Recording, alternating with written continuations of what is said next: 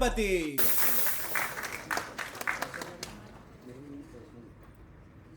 Hello, everybody. Let me begin with a story that fundamentally changed the way I look at education. A few years ago, when I was part of the SBI Youth for India Fellowship, living and teaching in a remote tribal residential school in Odisha, I learned many lessons. But one quiet encounter there became my most enduring lesson. It was with a 6th grade boy. His name was Bhabani.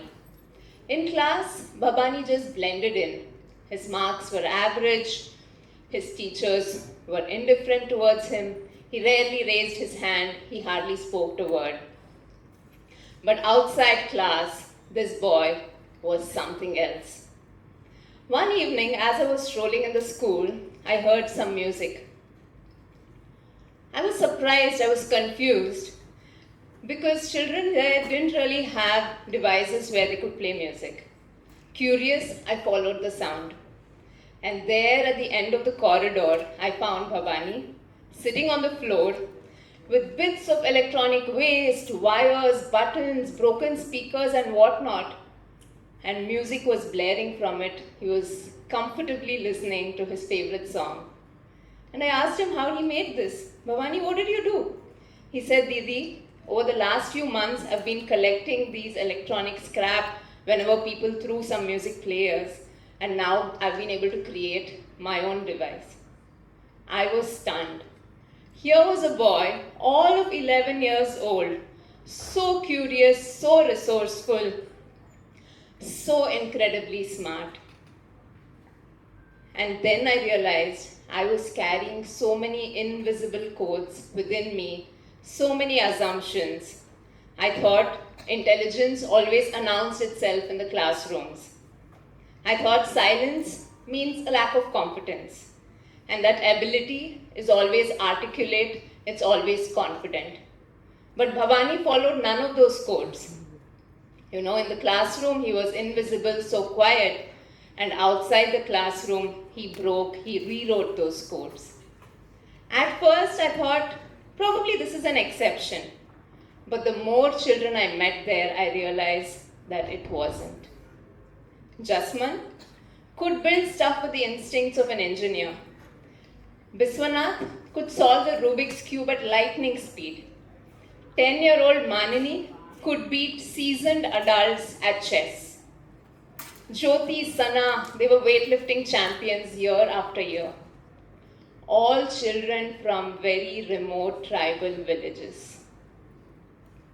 So heartwarming, isn't it?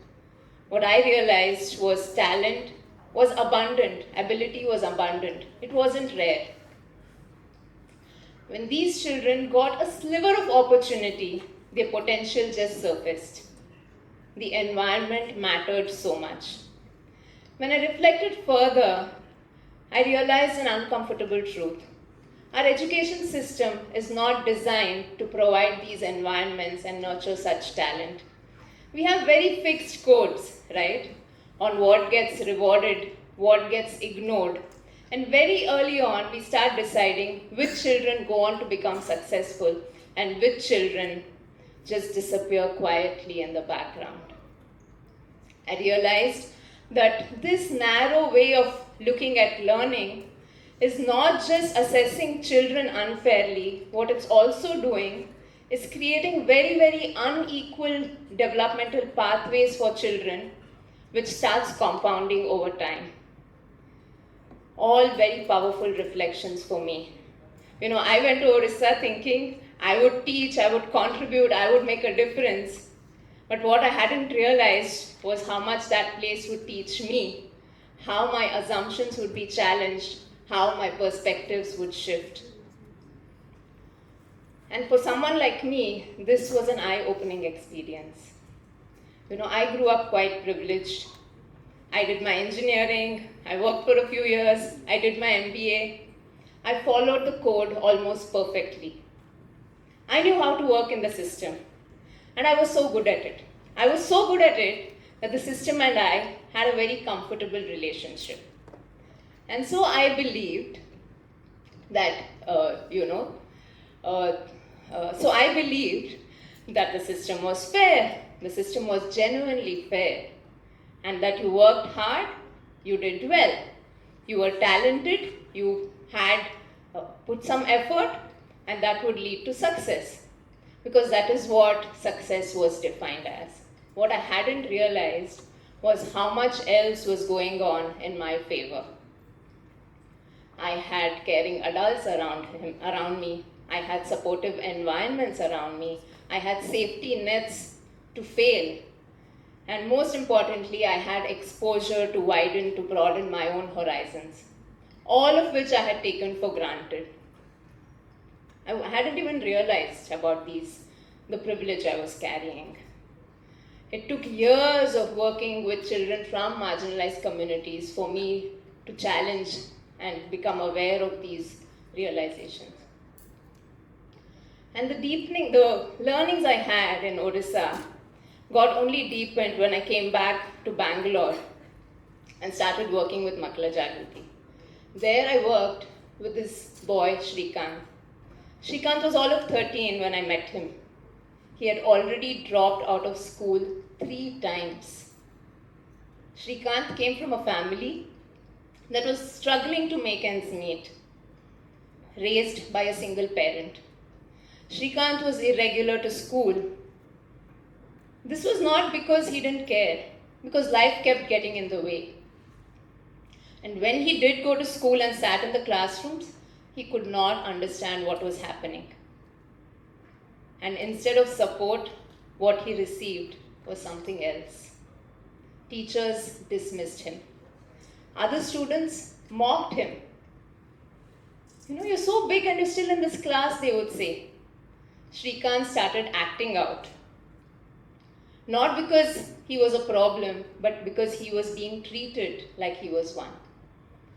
Soon, the system, the environment around started sending him very quiet but powerful messages. This is not for you. School is not for you. You do not belong here. You are not capable. Such messages start shaping what children think about themselves very unconsciously.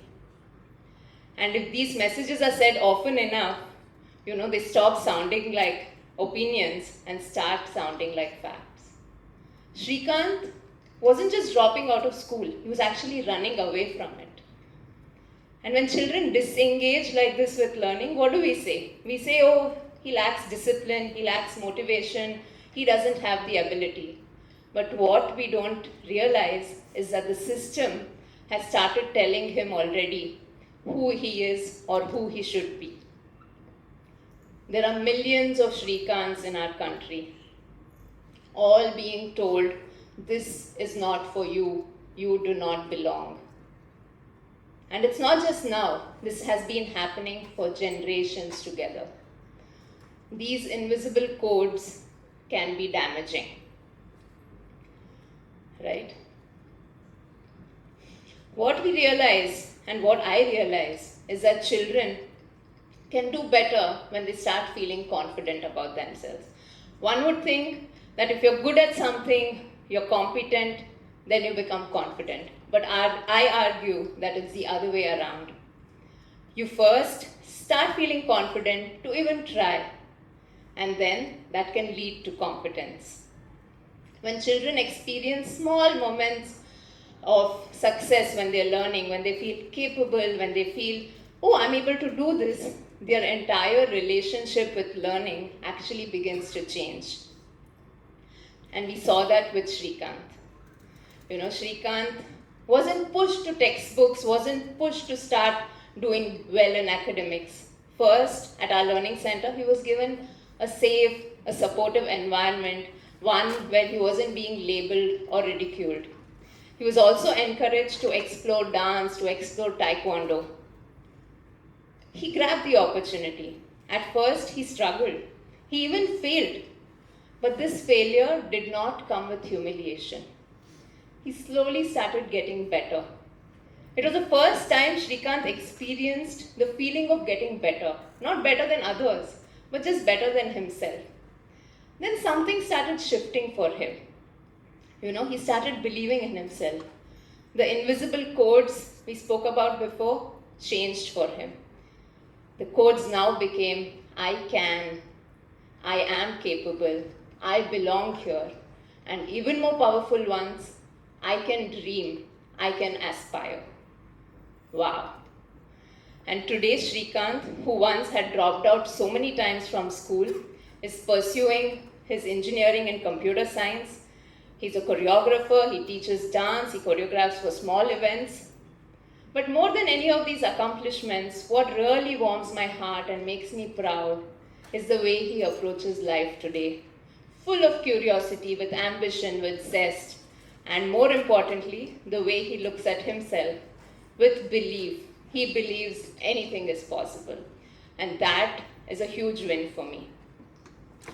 And this is important not just for Srikanth. He is now becoming a role model for children in his own community, right? Others are looking up to him and they have also started believing that I can break these codes. I can do something. So what worked with Srikanth was not just providing some opportunities, but people around him showing him that it's possible, believing in him, creating a safe, non-judgmental, non-threatening environment for him. And that belief is at the heart of what we do. We believe in a simple conviction that where you are born should not limit how far you go. Where you come from, your background, should not be determining what you become in life or what you do. Children everywhere have immense potential, and all they need are those nudges, opportunities, environments, belief that anything is possible. Srikanth's story matters because labels can be formed very early in life, and then they stick. And then they start subtly shaping who you become later on. So it's very important to catch ourselves early on. In fact, as a new mother of a toddler now, I'm realizing that these codes start, just after birth. I catch myself comparing, I catch myself putting her in a box.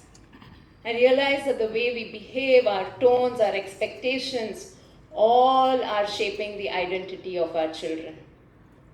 And I wonder, for her generation, for the younger kids now, what should the education system look like? Because the world we are in is changing at a pace faster than ever before, right? Artificial intelligence, technology, globalization have all changed the way we work, we live. I don't even know what is going to happen in 1 or 2 years from now, forget a decade or 2 decades from now. And yet, our system is designed very primitively, recalling facts, memorizing information, writing exams, all very, very important skills if the biggest challenge in life was just appearing for a 3-hour exam. But that's not the reality. Today's world needs people who can adapt quickly, needs people who can collaborate through differences. We need people to think creatively, to act ethically, to be able to continuously learn, all deeply human skills. And look at what our education system does. Look at the coded realities in our system. We believe that creativity, problem solving, social emotional skills are optional.